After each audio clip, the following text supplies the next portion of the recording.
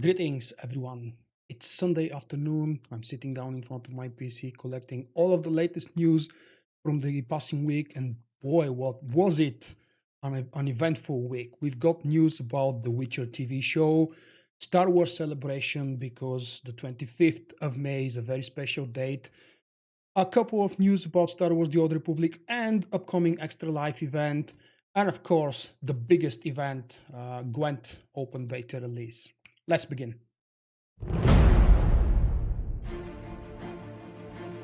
On 25th of May 2017, we celebrate 40 years since the first official theater premiere of Star Wars. It wasn't called A New Hope or Episode 4 officially. Back then it was just Star Wars.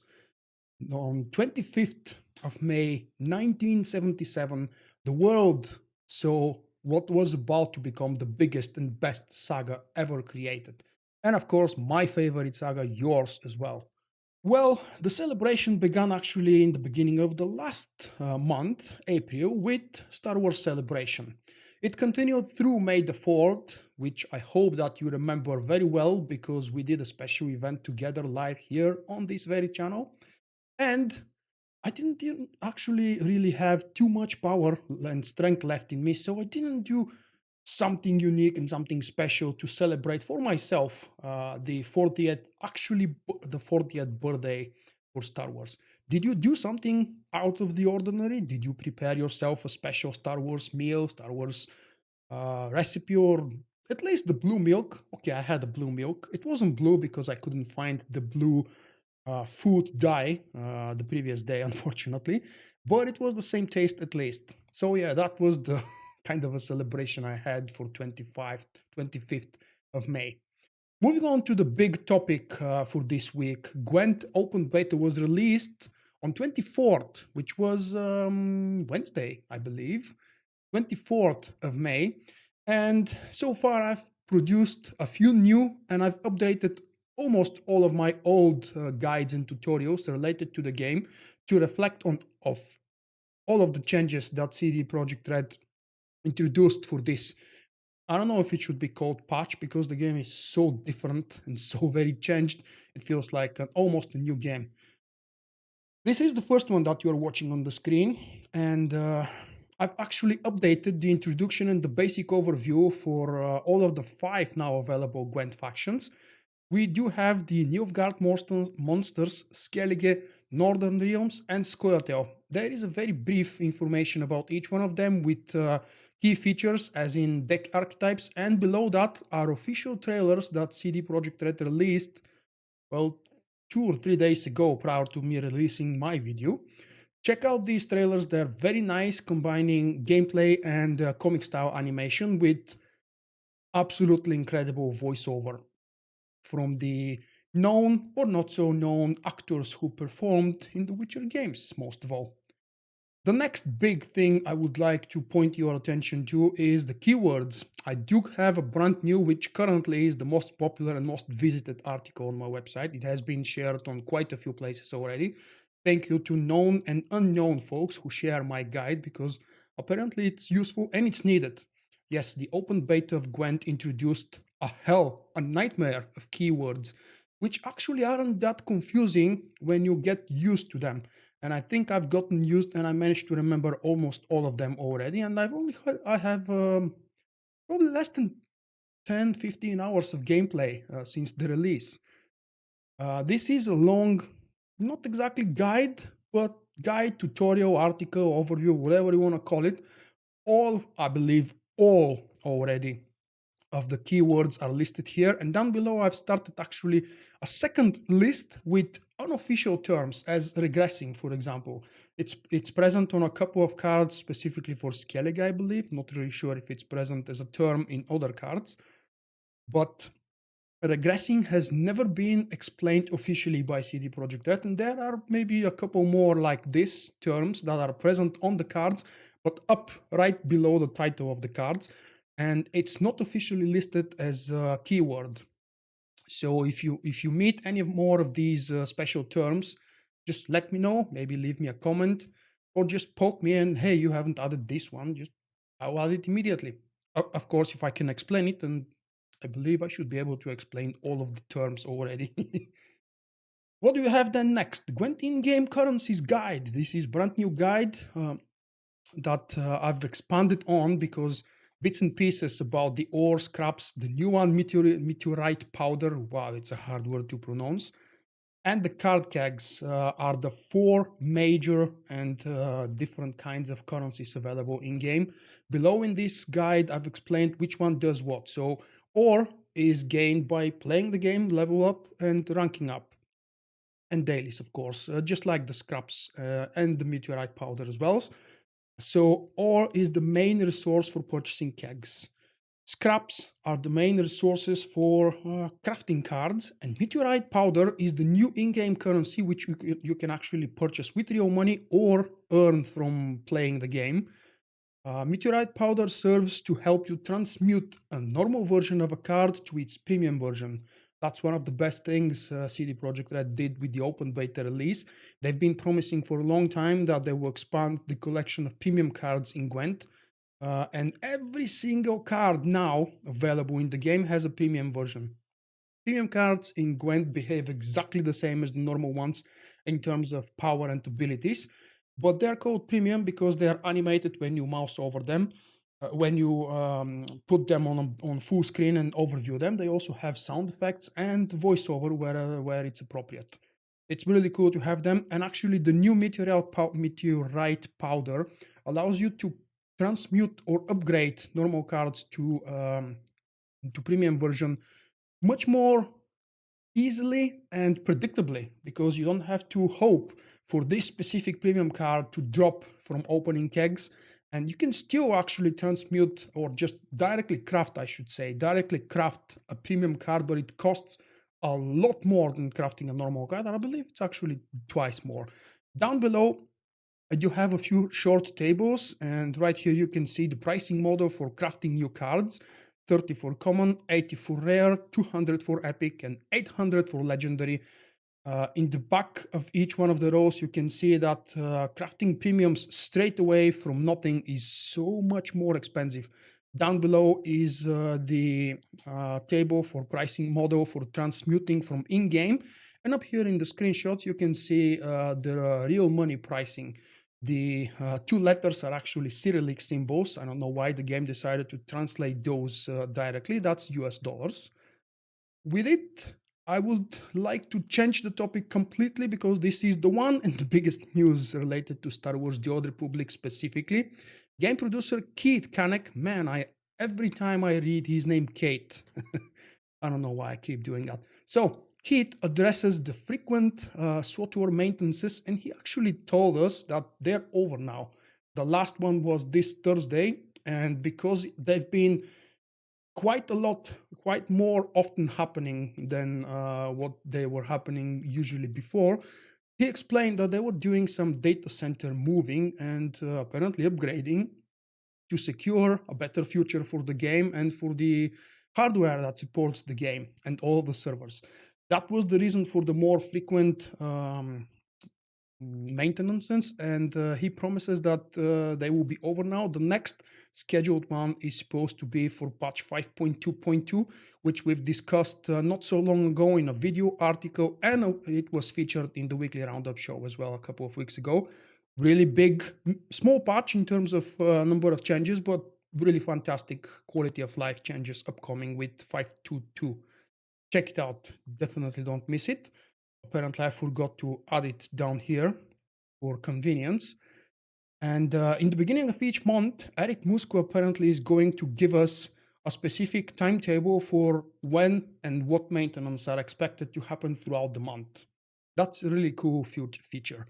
The second news I have for you guys related to SWTOR, to me, and to ExtraLife is that in the end of June, there aren't many details yet. First, because I myself don't know them. And second, because there is just about a month until this.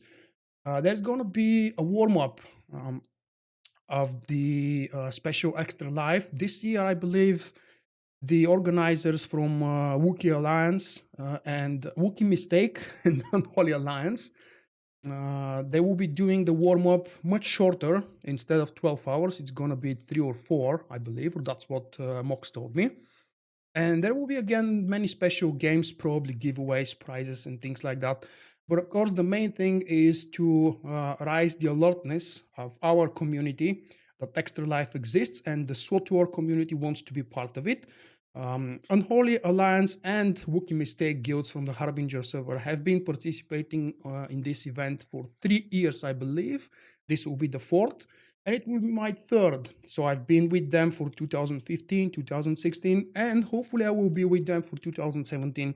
I was planning to join them anyway, but before I actually announced that and asked them for details, Mox sent me an invite to Fisher. There will be what are called in English spots, so short videos and announcements and things like that to give you more information when the event comes close. So yeah, the warm-up is going to be at the end of June, and the big 24-hour event where all of you will be, what's the word now? Encouraged to donate as much as you can afford is going to be in November of 2017. This article was promotional from me because Mox sent me a link. There is one extra activity that the Wookiee Mistake and Unholy Alliance are planning for this year. T-shirts. I purchased 2 of them, and hopefully they will be delivered from the USA through UK to Bulgaria. Why I do that, please don't ask me. Maybe if you want, if you're curious, leave a comment under the video and I'll tell you how horrible it is to deal with the Sofia and Bulgaria customs here. So yeah, if you want a cool t-shirt and if you're a fan of, in this case, it's apparently called Wookiee Alliance, just order one for yourself. They're actually normal pricing. And if you live in the USA, you don't have to pay ridiculously high price for delivery overseas. Last, very important and very exciting news for me. We have been expecting that to be confirmed, and it has been now. The upcoming Netflix TV show about The Witcher will be live action. It has been confirmed, and down below in this article, I do have the details. In recent interview, Polish animator and director at Platij Image, Tomasz Baginski, spoke about the upcoming Witcher TV show on Netflix. He confirmed that the series will be live action and not animation. And why? Let's read it. I'm a man who came, that's a translation from Polish, by the way, so it may not be exactly perfect, but I've done my best, and with the help of Google. I'm a man who came from the world of animated films, and I know its disadvantages. I know where to apply such a formula and where it will not work. In this case, we are dealing with matter based on emotions and relationships between characters. The Witcher would be hard to translate into animation. Simple enough. We have been already comparing the Witcher TV show on Netflix with eventually HBO's Game of Thrones. And now that we know that The Witcher will be a live action show, the comparison should be even stronger. So, what do you think? I personally never liked too much the animation style of Netflix, and I don't remember ever seeing their original animated TV series giving us anything serious. The last one I watched was the remake of Voltron, and I loved Voltron as a small kid, but I have to say the new version of Voltron is maybe a little bit too modern for my taste. Anyway, moving on to the videos. I have 8 videos for this week, and most of them are about Gwent. Can you guess why? Because I'm uber excited with the release of Open Beta. The first one was a SWTOR tip video, how to earn more than the Reputation Weekly Cup. This is a very simple trick that probably most of you veteran players know for a very long time. But if anybody is just new, and in case anybody doesn't know that, yes, it's really easy to get beyond the cap, not with much, with about 1500 or so, depending on your reputation, perks, and bonuses. But the basic trick, well, wait, I'm not telling you, watch the video. That's why I've made the video. And I've got 2 Gwent videos following up. Then we did a live stream. What was that? Wednesday, I believe. Yes, on exactly the day when Open Beta for Gwent was released. We did a SWTOR stream because I didn't want to jump into Gwent right away, especially not with a live stream. I didn't want to compete with the big fishes, promoting and just playing for fun the game on this day. So instead, I focused on my own community with Star Wars: The Old Republic, and with some help from subscribers and patrons, we did a nice and easy and beneficial story mode operation through, guess what? Eternity Vault. Yeah. Moving on. This SWTOR opinion video right here in the top right is a special one. Watch it. It's short, and definitely don't miss to read the pinned comment. There is some very important and interesting information, and I'm gonna leave it for a couple more days before I actually do the giveaway that's announced in this video. For two reasons. First, because I can't do a live stream before Tuesday at least, due to real life obligations. And second, because I want to give you a little bit more time for you guys to participate and probably, if you want to, of course, enter for that giveaway. The last three videos from this week for me are about Gwent, two gameplay videos with what has probably always been my favorite deck, Skellige Discard. Of course, these are two different versions of Discard deck with King Bran, and you get to see why is the one different than the other if you watch the videos. And this 1 hour and 33 minute long live stream archive is about me opening all of the kegs that I had received, both from the 60 kegs pack that I've purchased during closed beta and those 50 something kegs that I've earned because of my participation in closed beta. Last but not least, I would like to say a huge thank you and congratulate both two of my patrons and myself. I've got special anniversary this month, May, with Chris. He has been my patron for 2 exact years now. Thank you, Chris. Hopefully you're watching this video and you've stayed until the end to hear it. And Miro. Miro has been my patron since last year, June, I believe.